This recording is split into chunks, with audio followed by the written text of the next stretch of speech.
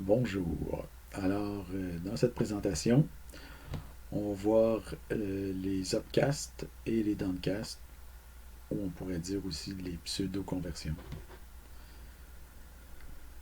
Donc, dans un précédent document, on a vu ou on a abordé les conversions. Donc, on a vu comment on pouvait convertir des données entre les différents types de bases. Et on a vu aussi comment on pouvait convertir des données vers et depuis string. Maintenant, on va voir comment on peut convertir vers et depuis un type qui s'appelle object, que vous avez déjà vu, mais que là, on va voir avec un petit peu plus de détails si on veut. Donc, dans ce cas-là, on ne parle pas vraiment de conversion, on va plus parler de pseudo-conversion. Donc, parce que les données ne sont pas vraiment converties, il n'y a pas de transformation des données dans la machine. Les données sont simplement, disons, réinterprétées d'une différente façon selon qu'elles sont stockées dans une variable de type object ou dans une variable plus spécifique.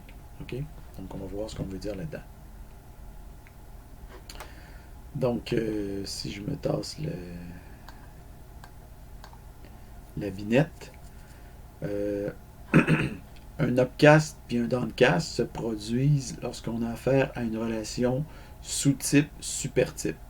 Donc, quand on part d'un supertype qu'on s'en va vers un sous-type, on fait un downcast. Et quand on part d'un sous-type qu'on s'en va vers un supertype, on fait un upcast. Donc, par exemple, object, c'est un supertype. Et n'importe quel autre type est un sous-type par rapport à object. Donc, à chaque fois qu'on part de object, qu'on s'en va vers un autre type, on fait un downcast. À chaque fois qu'on part d'un autre type, qu'on s'en va vers object, on fait un upcast. Donc, plus spécifiquement, les upcasts. Donc, on se rappelle qu'une variable de type object peut recevoir n'importe quel type de données. Okay? Donc, par exemple, ici, en fait, peu importe, on envoie ici un exemple. Donc, on a un objet obj1 qui reçoit un entier, obj2 qui reçoit une string, puis obj3 qui reçoit un booléen. Donc, ça, ce sont toutes des variables de type object qui reçoivent chacune une donnée d'un type différent. Les données ne sont pas converties. L'entier n'est pas converti au moment d'être stocké dans la variable object. La string n'est pas convertie, le true n'est pas converti. En fait, quand je dis qu'il n'est pas converti, les puristes me diraient qu'effectivement, il y a une légère conversion. Mais dans ce cas-là, la conversion est uniquement associée au fait que la valeur, par exemple, l'entier ou le booléen, c'est vraiment des valeurs extrêmement basiques dans l'ordinateur et on doit disons, les convertir très légèrement pour leur donner le statut d'objet. Donc ça, cette conversion-là minimaliste s'appelle le boxing, mais bon, on n'en parle pas vraiment ici, mais disons que je vous le dis. Okay? Mais à toute fin utile, vous pouvez considérer que le boxing n'a pas lieu parce que C# opère toutes ces transformations-là de manière transparente. Donc, on peut dire que l'objet contient vraiment un entier, l'objet contient une string et l'objet contient la valeur true. En passant pour la string, il n'y a pas de boxing. Donc, le boxing, c'est uniquement pour les types de base booléen, entier, double, décimal. Le boxing est là-dedans. Okay? Donc, quand ces données-là sont stockées dans un objet, on va parler de upcast. On ne parle pas d'une conversion, on parle d'un upcast. Donc, l'entier est comme réinterprété comme étant un objet de manière plus générale. Donc, quand on veut faire un upcast, on peut le faire de manière implicite, par exemple stocker directement la string dans l'objet, ou alors on peut le faire de manière explicite en appliquant un cast à notre type. Donc, par exemple, string, on y applique le cast object pour le stocker dans une variable de type objet. Okay? Donc, c'est un cast, un upcast explicite. Ici, c'est un upcast implicite.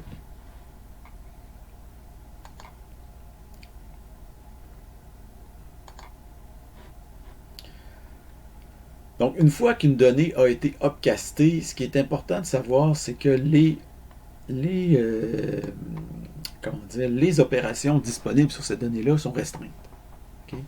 Par exemple, si on prend la string bonjour, qu'on la stocke dans une variable object, les opérations disponibles vont être equals, getHashcode, getType, puis toString.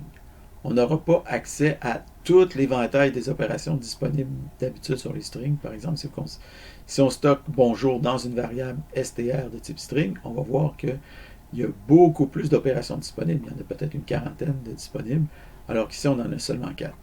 Alors, qu'est-ce qui peut expliquer ça?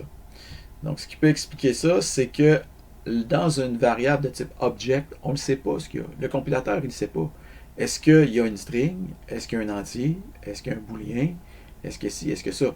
Alors, il y a seulement 4 opérations qui sont disponibles pour n'importe quel type de données. Okay, il y a seulement 4 opérations qui sont disponibles pour n'importe quel type de données là. Et ces opérations-là, c'est celles que vous voyez ici. Donc, equals, get hashcode, get type et toString. Les autres opérations ne sont disponibles que pour des types particuliers. Donc, quand on a un object, les seules opérations disponibles, c'est celles qui sont disponibles pour tous les types, toutes les données. OK?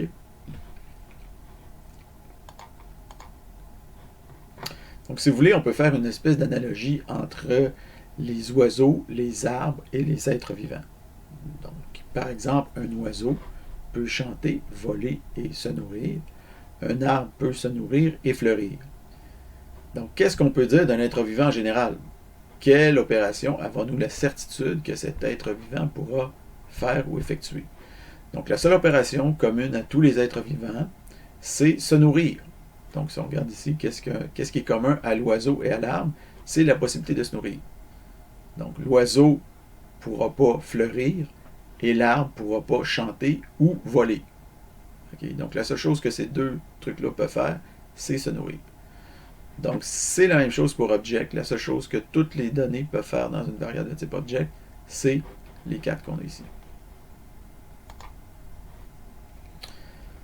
Ça nous amène à une notion de hiérarchie dans les classes ou dans les données qu'on retrouve dans les langages de type orienté-objet. Okay.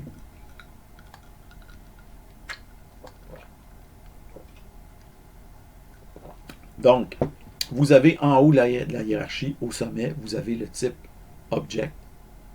Et sous le type object, vous avez les sous-types, comme par exemple int, string, char, bool et les autres. Okay. En fait, on va raffiner un peu cette hiérarchie-là dans des prochains documents. Mais pour l'instant, ce qu'on peut, disons, approximativement dire, c'est que object est en haut et tous les autres sont en dessous.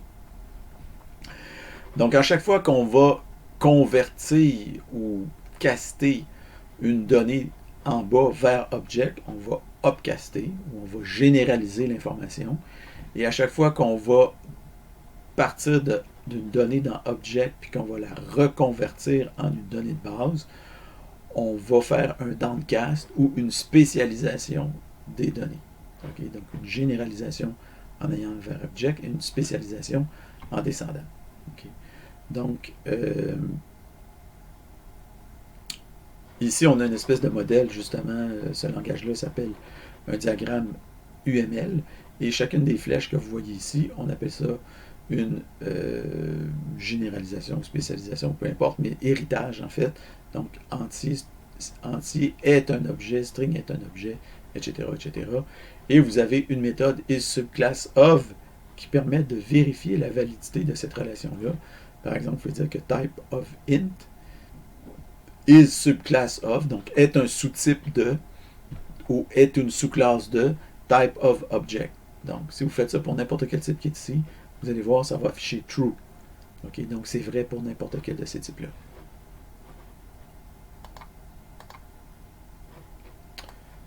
Donc, à quoi ça peut servir de upcaster? Donc, l'upcast, en fait, réduit l'éventail des méthodes disponibles, ce qui est d'une certaine façon un inconvénient. Donc, c'est quoi l'avantage? Donc, pour mieux comprendre, on va considérer le code suivant que vous avez en dessous, qui nécessite de définir deux fonctions distinctes, une pour le type string, puis une pour le type int. Donc, par exemple, on a une fonction qui dit show info string et show info int. Donc, show info string, qu'est-ce qu'on fait? Bon, on prend le string, puis on le dump. Et show info int, qu'est-ce qu'on fait? Bon, on prend l'entier, puis on le dump. Donc, dans les deux cas, on fait la même opération. Sauf que, ici, on fait l'opération sur une string, et en bas, on fait l'opération sur un entier. Donc, est-ce qu'il n'y aurait pas moyen de définir une seule fonction plutôt que d'en définir deux? Évidemment, la réponse, c'est oui. Donc, la façon de faire ça, c'est d'utiliser un type plus général dans ce cas-ci, object. Donc, on va se définir une fonction showInfo qui prend un objet quelconque. Ça peut être une string, ça peut être un entier, ça peut être un double, ça peut être n'importe quoi. On prend un objet, on définit une fonction qui prend un objet quelconque et on fait object.dump. Parce que la méthode dump est applicable à tous les objets. Bon, je ne l'avais pas mentionné ici comme étant applicable à tous les objets, parce que la méthode dump est vraiment spécifique à LinkPad. OK? Donc, c'est pour ça qu'elle n'était pas mentionnée là. Mais ici, on peut appliquer dump à n'importe quel objet. Donc, dans le cas de 155, bien, ça va nous dumper.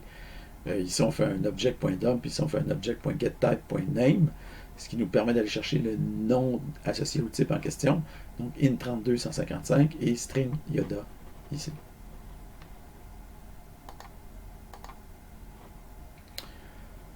Donc, un autre avantage du type object, c'est qu'il permet de stocker des données de différents types dans une même collection. Par exemple, ici, dans une même liste, on a une liste d'objets, et dans cette liste-là, on va mettre des entiers, des strings, des doubles et des booléens. Donc, on peut mettre toutes ces données-là hétéroclites dans une même liste, grâce au fait qu'on va dire que c'est une liste d'objets.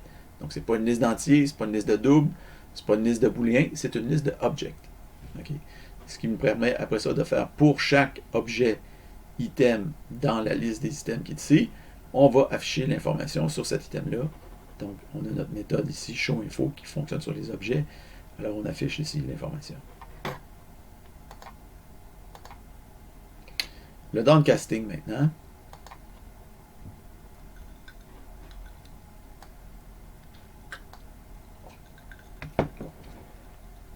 Alors, supposons maintenant qu'on a une donnée dans une variable de type object.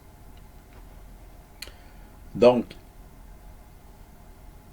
ensuite de ça, on vous donne comme mission d'afficher la donnée en question, en supposant que c'est une string, l'afficher en lettres majuscules. Donc, comment on peut faire ça? Donc, malheureusement, vous ne pouvez pas directement invoquer la méthode toString directement sur votre objet, parce que l'objet n'a que 4 méthodes disponibles plus le dump, et quelques petites autres aussi associées uniquement à LinkPad, mais n'a que 4 méthodes fondamentales de base. Donc, et toString n'en fait pas partie, parce que toString, c'est une méthode de string, ce n'est pas une méthode de object. Okay? Donc, par exemple, ici, on a une string dans notre objet, on fait notre dump, on fait notre getType.dump, ça fonctionne, et ici, on fait toWrapper, mais ça ne marche pas, parce qu'on ne peut pas. toWrapper, ça s'applique à des strings, ça ne s'applique pas à object. Okay? Donc, le message d'erreur ici n'est pas tellement parlant, mais parce qu'on dit « There is no argument given that correspond to the required formal parameter », en tout cas, peu importe. Mais ça n'a pas rapport, mais c'est juste pour dire que toWrapper, ça ne s'applique pas sur un objet. OK, ça s'applique juste sur une string.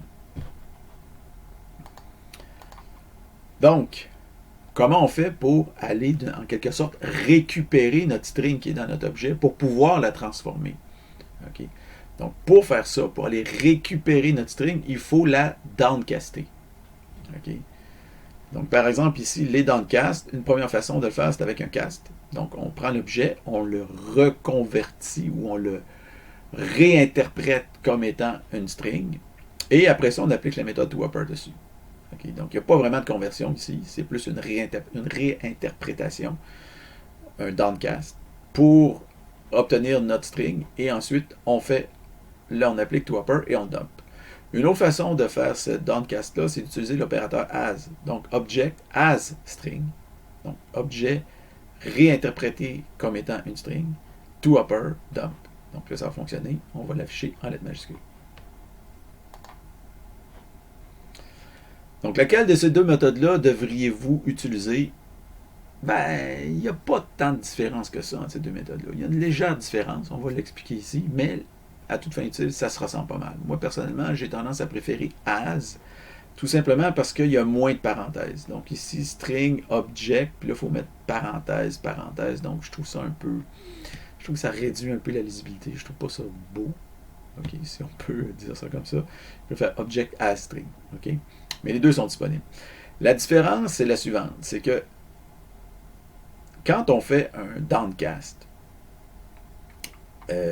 si, par exemple, dans l'objet, il y a un entier, on essaie de le downcaster en string, OK? Ben, vous comprenez que ça ne marchera pas, OK? Donc, s'il y a un entier dans notre objet, on essaie de le downcaster dans un autre type que entier, ben, boum, ça ne marche pas, il y a une exception qui va se produire. Okay? Donc, ici, dans ce cas-là, l'exception se produit immédiatement au moment où on essaie de réinterpréter notre objet comme étant une string. Boum, on a immédiatement une exception, et c'est marqué ici, invalid cast exception. Okay? Unable to cast object of type int32 to string. Donc, on ne peut pas caster int32 la string. Ici, par contre, l'erreur est un peu plus subtile. Donc, on prend l'objet, on le réinterprète en tant que string, mais comme c'est un objet entier, la réinterprétation va donner la valeur nulle. Okay? Et ensuite de ça, le nul, on va essayer d'appliquer toWrapper dessus. Donc, c'est pour ça qu'à ce moment-là, on va voir l'erreur va être null reference exception. Donc, parce que on ne peut pas, c'est marqué ici, reference, object reference not set to an instance of an object. Donc, ce qu'on obtient ici comme référence, c'est pas un objet, parce que c'est nul. Okay? Donc, une manière, disons, de mieux faire les réinterprétations, c'est d'utiliser l'opérateur is, quand on n'est pas sûr de ce qu'il y a dans notre objet. Okay? Donc, par exemple, ici, on pourrait, par exemple, faire la chose suivante. Donc, si l'objet est une string, alors on va la downcaster en string, puis on va appliquer toWrapper dessus. Mais une façon encore meilleure, c'est celle que vous avez juste en dessous. Si l'objet est une string str, donc ça va prendre l'objet, ça va le réinterpréter en string, puis ça va le stocker dans une nouvelle variable str, à condition que l'objet soit une string. Donc, ça combine les deux opérations du haut en une seule opération. Donc, si l'objet est une string str, alors je prends cette string-là et je la convertis en majuscule, puis je la dump.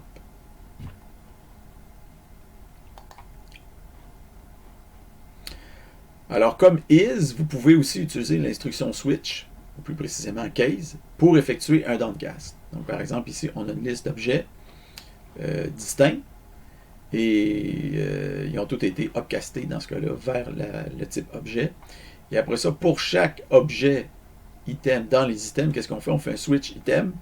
Après ça, si l'item est une string str, un downcast, alors on le convertit en majuscule puis on le dump. Sinon, on fait juste le dumper direct. Okay.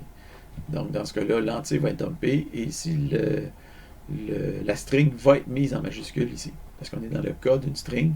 Puis là, on la réinterprète, on fait un downcast vers str immédiatement. Donc, en résumé, object est le supertype ou la superclasse, si vous voulez, de tous les autres types en C#. Un upcast se produit lorsqu'une donnée est convertie dans un supertype, comme par exemple object. Cet upcast se produit généralement implicitement lorsqu'une donnée est stockée dans un emplacement ou une variable, par exemple, d'un supertype comme object. Inversement, un downcast se produit lorsqu'un supertype comme object est reconverti dans un de ses sous-types. Okay. Donc, upcast vers object, downcast vers le bas, et ça c'est une généralisation vers le haut, une spécialisation vers le bas. Donc, les opérations, quand on fait un upcast, puis qu'on va dans object par exemple, les opérations sont restreintes. Donc, c'est le principal inconvénient. Okay. Par contre, ça permet de généraliser les fonctions et les données. Okay. Et ça, c'est un avantage parce que ça permet d'œuvrer à un niveau d'abstraction supérieur. Donc, l'upcast permet aussi de donner ou de stocker des données diverses dans des collections.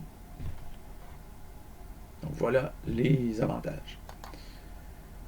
Pour ce qui est du downcast, les principaux moyens de downcaster sont les suivants. Faire un cast, tout simplement. Vous allez avoir une exception si ce n'est pas le bon type. Utiliser l'opérateur as, on va avoir la valeur nulle si ce n'est pas le bon type. Finalement, aussi utiliser l'opérateur is qui va générer la valeur false si le type n'est pas le bon. Sinon, on va avoir une nouvelle variable. Okay. Et enfin, il y a le case avec le switch qui permet de cibler une alternative seulement si on réussit à effectuer la transformation.